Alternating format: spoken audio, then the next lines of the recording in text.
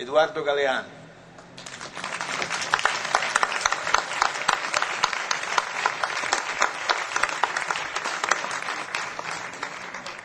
Hola, buenas noches a todos. Ante todo, estoy moralmente obligado a contestar algunas viles calumnias de Gianni Minà. En primer lugar, Las Venas Abiertas no fue escrita hace 40 años, sino 30 y un poquito. Y en segundo lugar, eso de que yo soy irónico y sarcástico no corresponde a la realidad. Yo simplemente cuento las cosas que veo, las cosas que escucho. Por ejemplo, el otro día yo escuché a un cocinero que reunió a las aves, a las gallinas, a los gansos, a los pavos y a los faisanes y a los patos. Y yo escuché lo que el boco les decía, lo que el cocinero les decía. Me pareció interesante y quería contarles lo que escuché. El cocinero les preguntaba con qué salsa querían ser comidas. Una de las aves, creo que era una humilde gallina, dijo: nosotras no queremos ser comidas de ninguna manera. Y el cocinero aclaró: eso está fuera de la cuestión. Me pareció interesante esa reunión porque es una metáfora del mundo. El mundo está organizado de tal manera que tenemos el derecho de elegir la salsa con la que seremos comidos. Dicen que es un mundo democrático, pero yo me pregunto hasta qué punto es democrático un mundo donde la soberanía se ha convertido, la soberanía de los países se ha convertido en un objeto de museo. Por ejemplo, por citar ejemplos concretos que me parece útil aportar, el organismo que gobierna a los gobiernos en el mundo de hoy, el Fondo Monetario Internacional, está dirigido por 5 países y da las órdenes a casi todos los países del mundo, salvo los países que dan las órdenes. Claro, que pueden ser sádicos pero no masoquistas. Possono essere sì sadici, ma certamente non masochisti. El Banco Mundial es más democrático y hay que reconocerlo y dejar constancia aquí de esa gran diferencia. El Fondo Monetario está dirigido por 5 países y el Banco Mundial por 8. Después tenemos la Organización Mundial de Comercio, en cuyos estatutos se establece que las decisiones se tomarán por voto democrático. Nunca se votó en la Organización Mundial de Comercio. Nell'Organizzazione Mondiale del Commercio Nunca. non si è mai votato. Ni una sola vez.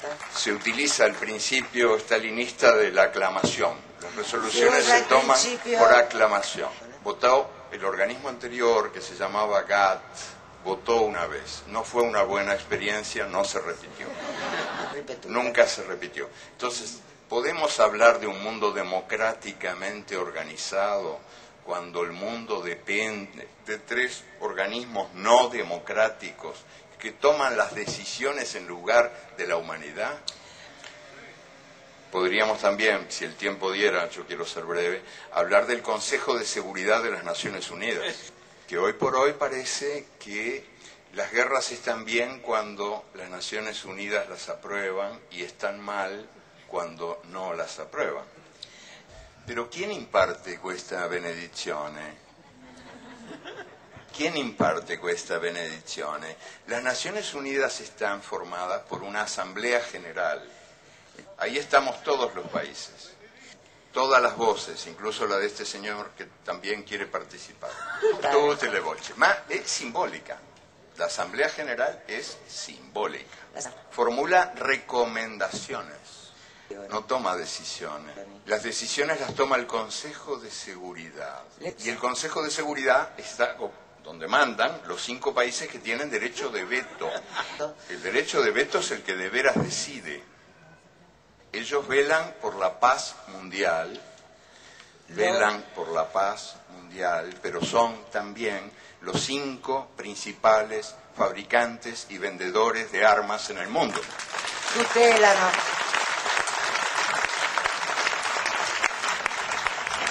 Claro, Estados Unidos, Inglaterra, Francia, Rusia y China.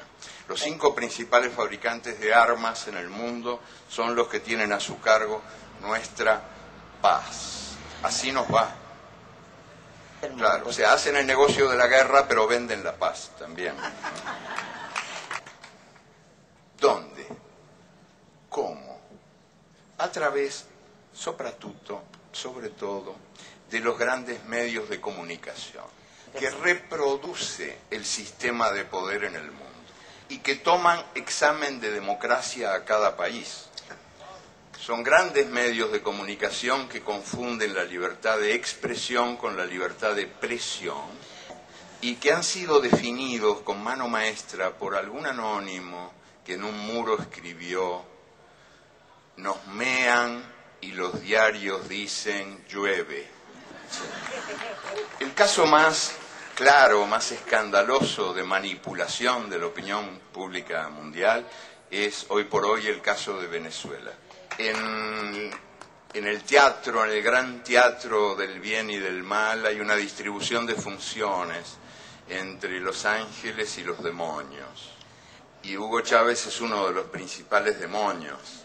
Es un dictador desde el punto de vista de las fábricas de la opinión pública mundial. Hugo Chávez es un dictador, es un extraño dictador, sin embargo. Ganó 8 elecciones en 5 años y ahora, recientemente, en el referéndum, fue el primer presidente en la historia de la humanidad que puso su cargo a disposición de la gente. Y ganó 6-4, 60% contra 40%, en unas elecciones a las que yo asistí como observador. Y puedo dar testimonio de que fueron elecciones transparentes, donde por primera vez se logró evitar que votaran los muertos, que en Venezuela tenían la mala costumbre de votar, que es una mala hábito, una negativa hábito, ¿no? Y también se logró evitar que cada persona votara varias veces por el mal de Parkinson, que mucha gente ponía muchas veces votos en las urnas, ¿no? La misma persona. Entonces Venezuela es un país extraño donde ocurre esto y al mismo tiempo uno asiste a las denuncias por la falta de libertad de expresión. Uno enciende la televisión y en la pantalla de la televisión hay un señor que dice: aquí no hay libertad de expresión. Y uno enciende la radio y en la radio hay una voz que clama: aquí no hay libertad de expresión. Y uno abre el diario y hay un título enorme que dice en el diario: aquí no hay libertad de expresión. Hubo un solo medio de comunicación clausurado en Venezuela en los últimos 5 años, el Canal 8 de televisión. Il canale 8 della televisione. Pero no fue clausurado por Chávez, sino por estos demócratas que tomaron el poder a través de un golpe de Estado durante 48 horas. Y en esas 48 horas cerraron todo. Cerraron le 48 la ore hanno radio, chiuso tutto. cerraron la Asamblea General, anularon la Constitución. O sea, extraña dictadura y extraños demócratas, ¿no?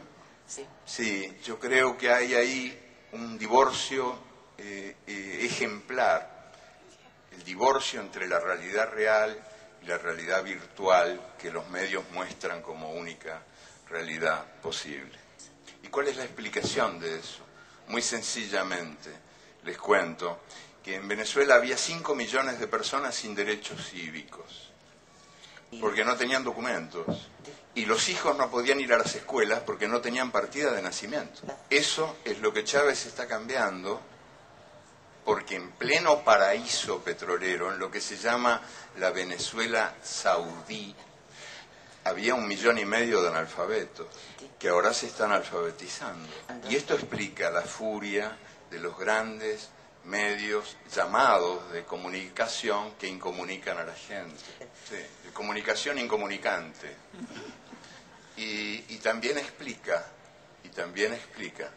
el resultado de esta elección y de las elecciones anteriores, porque hay un pueblo que resume su actitud de perfecta manera a través de la frase que dijo un venezolano pobre que fue encuestado recientemente. Sí, que es más expresiva que cualquier discurso. Dijo, yo no quiero que Chávez se vaya porque no quiero volver a ser invisible.